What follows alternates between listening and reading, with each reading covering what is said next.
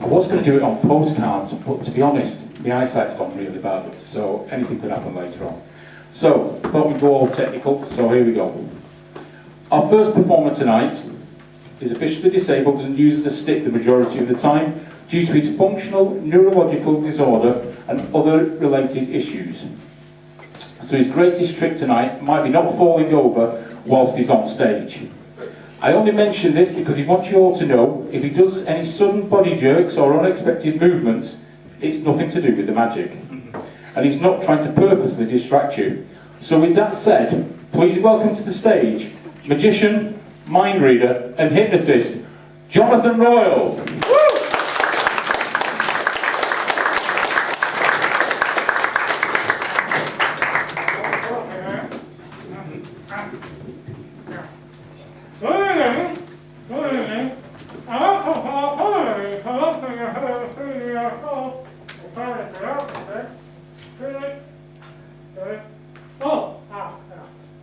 Sorry about that, ladies and gentlemen, but I was always told you should start with a quick gag.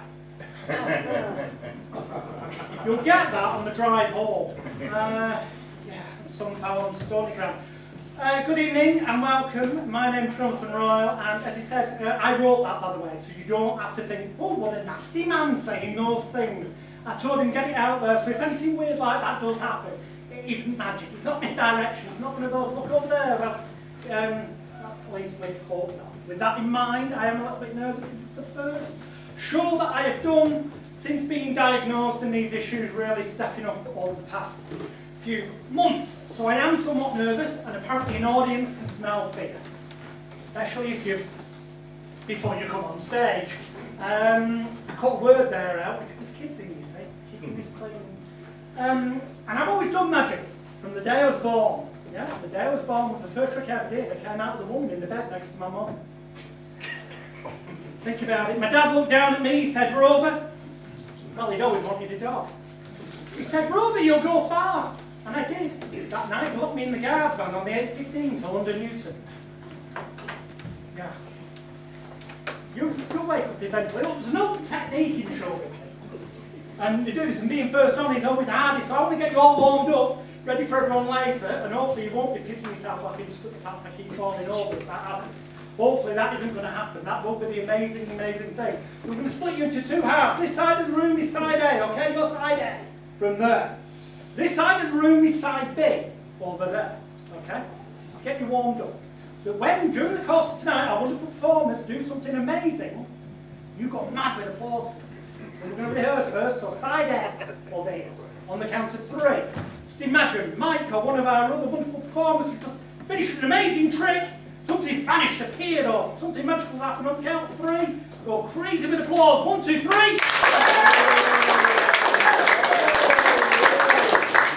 That was good. Quite good. However, you now know what they think's good. So you can do better than that, I'm sure. Okay? Let's find out on the count of 3. This side of the room only. 1, 2, 3!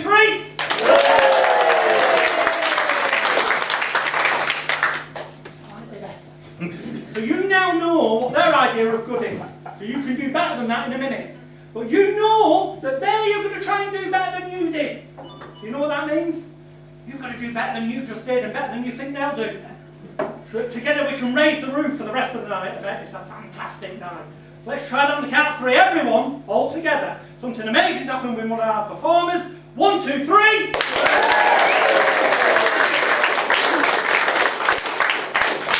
Excellent, excellent. As I say, I had a strange childhood. That was the first trick I did, and then it was quite sad actually when I was growing up. Nobody cares. I had a sad childhood. Oh! I did, seriously. At the age of 6, I was left an orphan. Oh. Actually, at the age of 6, what did I want as an orphan? And at the age of 7, I lost both my parents. Oh. What a card game that was. Never played cards since. Really, I haven't. I'm scared of winning them back.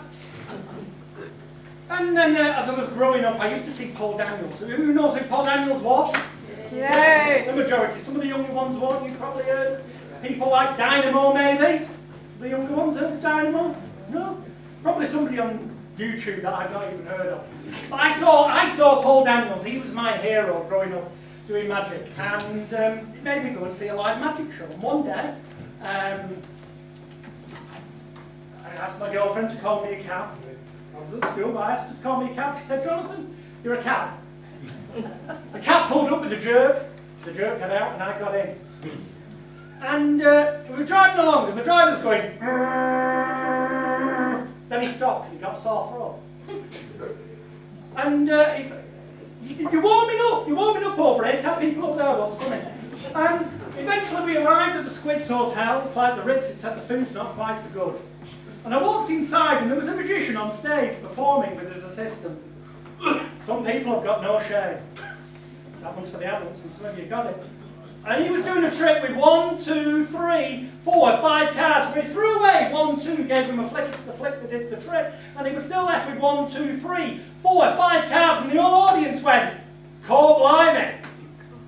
Call blimey. Obviously, this side of the audience, it wasn't you, weren't there? You try and do that at the same time. I know it's difficult. We won't do those guys either. You can work them out for yourself, adults. Yeah. Afterwards, I went up to the magician and said, "You know that trick you did with 1, 2, 3, 4, 5 cards, where you threw away 1, 2, gave them a flick, it's the flick that did the trick, and you were still left with 3, 4, 5 cards, and the whole audience went, "Oh, you're getting that, excellent." He said, "Yeah." I said, "Can you tell me how it's done? Because I'd really like to learn magic." And he said, "I can." I said, "Why not?" He said, "Because I'm a member of the Secret Five." And apparently it was so secret he didn't know who the other 4 members were.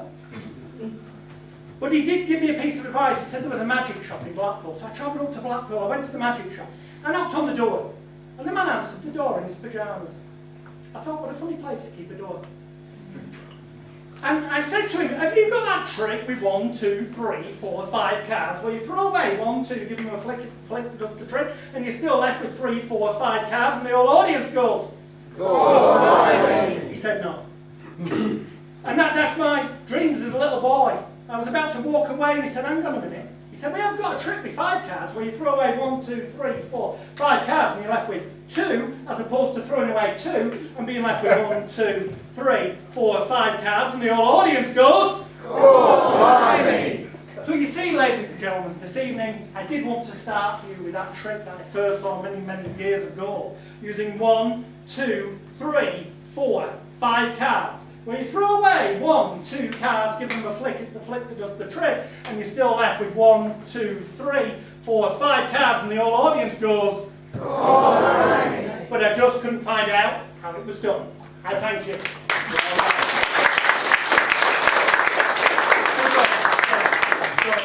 Don't stop. Was that a round of applause, by the way, as somebody put the chips in? Now, they say that magic is about sleight of hand. Ah! I didn't see that coming. But actually it is. So this is, to get us warmed up, when I do something a bit more difficult later, I need you to be fully paying attention. So here's the idea.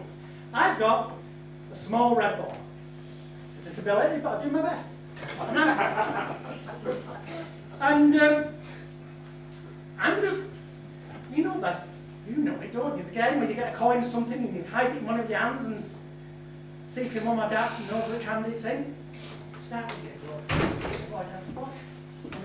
Go like that, like that, like that. Which hand do you think it's in? Hand A or hand B? Oh, he's right. Give him a round of applause.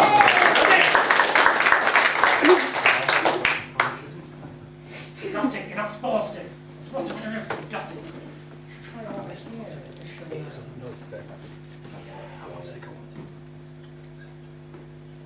Hand A or hand B? Think it's in B? Oh, sorry, I got you this time. You get the idea, you've got to watch really, really closely. Let's try an adult as well. Let's try the gentleman sat there, you sir. You don't mind if I call you sir, do you? After all, it's only fun. So, keep an eye on the ball. It's going to be either in the left hand, the right hand, or it could be somewhere else. But keep your eye on when you think. The ball is it in hand A or hand B? Hand A. Is that honestly, sincerely your answer? You think it's in hand there? Yes. No, it's in neither hand. I thought I made it quite clear. No. I don't know why you're clapping now. That's not a trick. Well, thank you. And you are actually warming up. That's good. No. I'm going to try one more time. I'm going to give you a second chance then, because that really wasn't fair of me to take the ball and mess with it that much. So I'm not going to go near my pocket. You're not going to see that. I'm not going near the pocket. And that was partly me purposely trying to distract you, but also partly one of those weird body movements that apparently happens with my disability. So, you get one choice. Hand A or hand B. Which hand do you think? The red ball is now in. Okay. You're going for A. Well, you picked hand A, and actually you've got the right colour, it's just that you got the wrong shape. I'll let you into a secret, though. If you'd have picked this hand, you'd have had the right shape, but the wrong colour.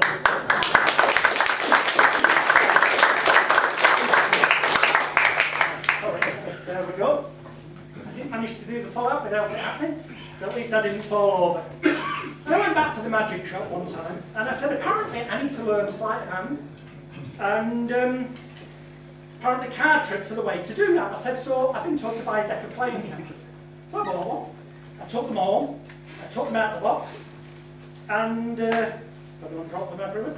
I took them out of the box, and I looked at them somewhat puzzled and disappointed because they took me a bit literally. They were literally playing cards. Nothing on them whatsoever. These are exactly as they come from the factory before they're printed. They were no good to me. I went to bed that night, and I started to have a dream of being able to do tricks. The trouble was, I couldn't because the cards weren't printed. But in that dream, and dreams are funny, I have some funny dreams, I do. One night I dreamed I was awake, then I woke up, found I was asleep. And then there was the night that I started dreaming I was Alan Carr. And 5 minutes later I started dreaming I was Julian Clary, and 5 minutes later I started dreaming I was RuPaul. It's my own fault, I fell asleep on a camp bed. Well, we found the level, have we? And then there was a politician who was doing a speech in the House of Lords. No, he wasn't. That's entirely fucked up because of my brain. Disability, ladies and gentlemen. We'll try that again. Rewind. It was a politician who dreamed he was doing a speech in the House of Lords. Then he woke up and found he was. It's funny that when you get it right the first time, strangely. But as I say, I was really disappointed because all these cards were blank. But in my dream, I just dreamed that maybe a face appeared, and it did, the Jack of Clubs. Unfortunately, it had no back. And that'd be no good to me whatsoever, because obviously all the rest were just blank. And he's throwing them on the floor. He can. Ooh, that's very painful. What I needed was a back design, so I thought of a blue geometrical one, and then suddenly one appeared. It had no face. Again, that was no good. What we needed was a deck full of cards that were printed on both sides. So for that, unfortunately in my dream anything was possible, and suddenly a face appeared, a back appeared, and each and every card in that deck had suddenly become printed, both fronts.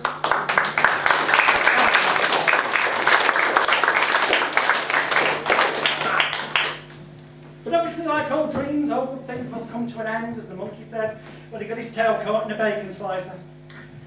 And I woke up in the morning, and when I did, suddenly, just as my mind was blank, the cards were back blank, because the way they'd been the night before.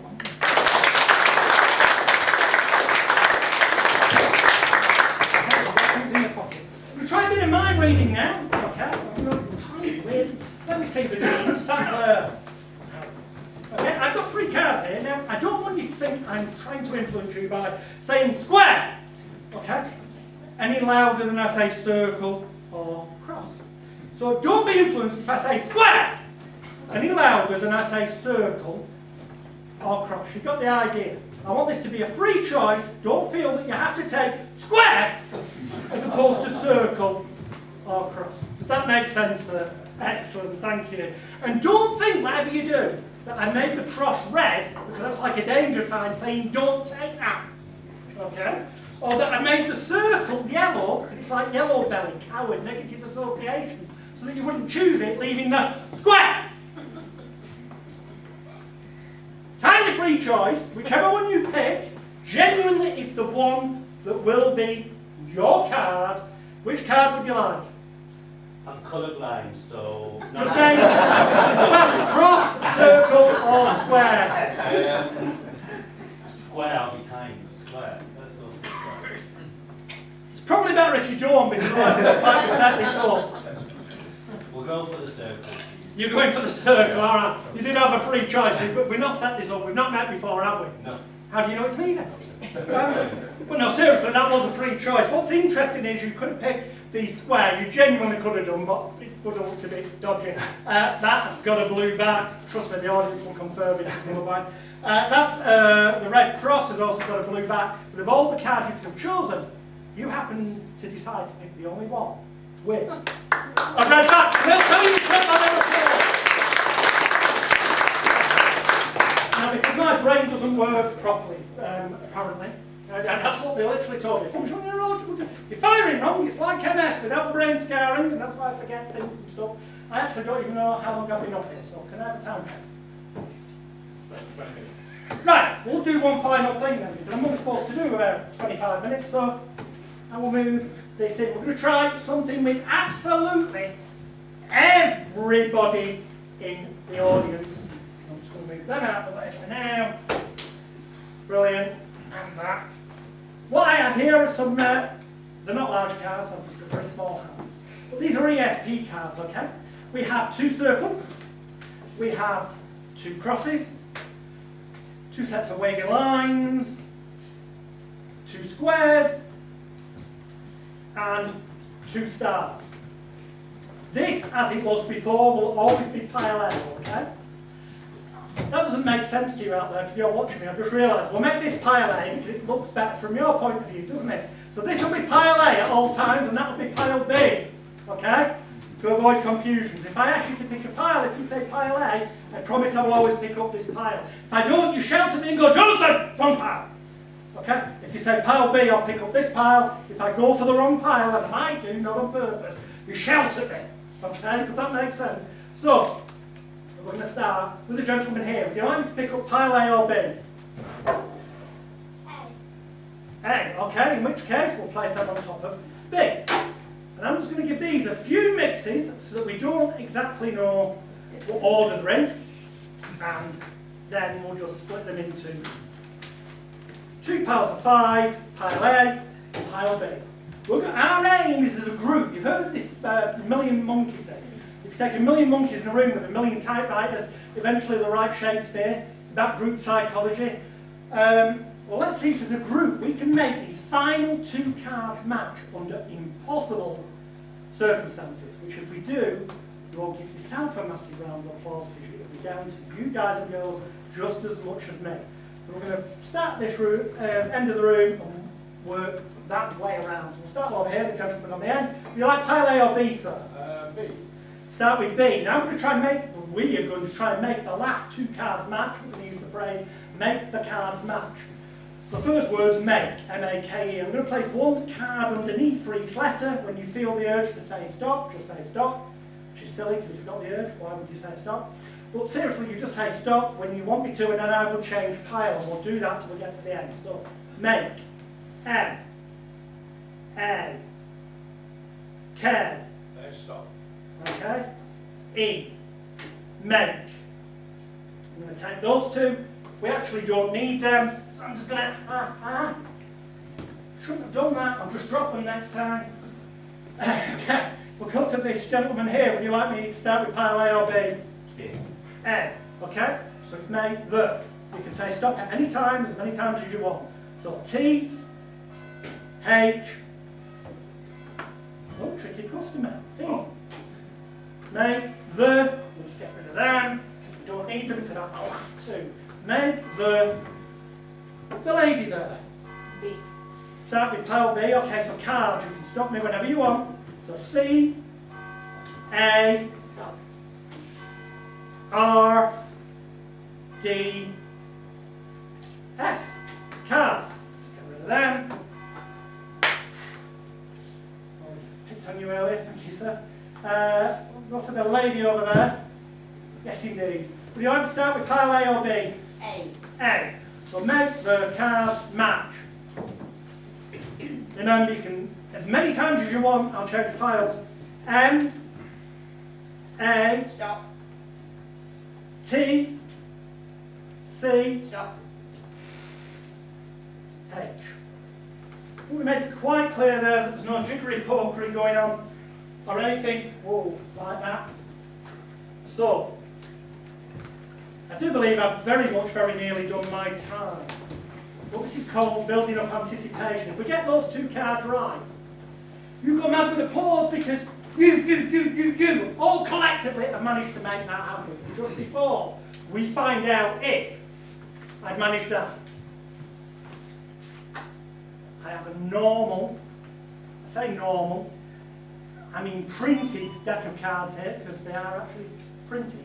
And I'd like you guys to just come and just take one card, any one you want, take one out.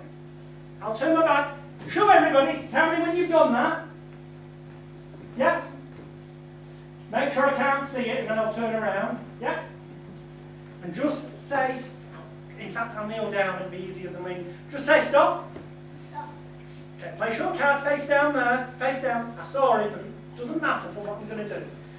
The 3 of diamonds is right next to where your jack of clubs has just gone. See, I did see it, but it doesn't matter. What I'm going to try and do is defeat my disability. I'm going to put it into that half of the deck, give the cards a shuffle, and everyone will give you a round of applause as you go back to your seat.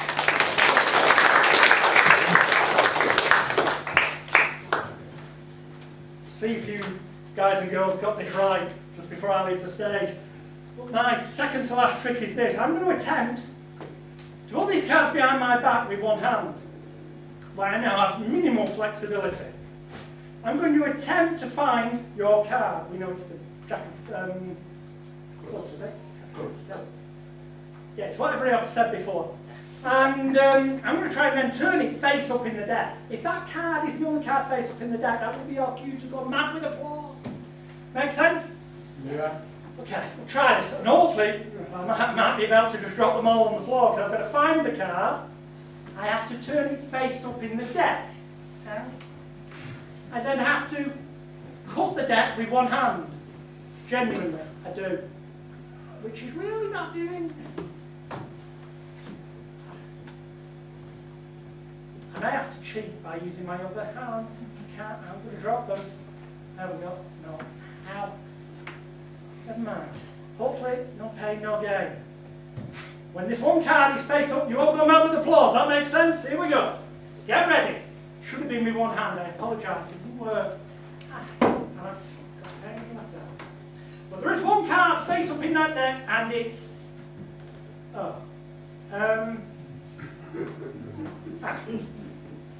Not only did I find you a card, I turned it into an entirely different one. I know that trick's, look, they might say a bit balls, or you might use ruder words, some people might, like ox. And the reason for that is because down here, there is one card. Now, you kind of have to take my word for it, we don't have time. That your card was the jack of clubs, wasn't it? And there really isn't one in there, and there isn't because there's one card and one card only there, and it is the jack of clubs.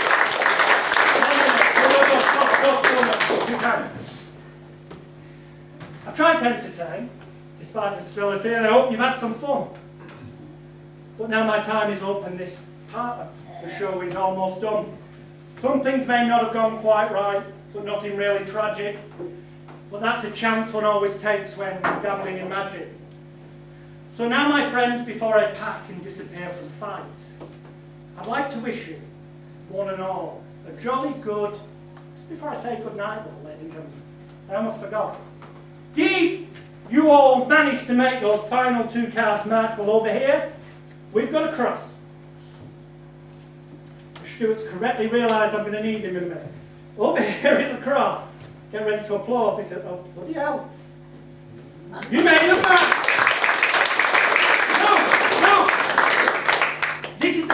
give yourselves major applause. You might want to stand up. Tell you why. Come here, show them, because you actually made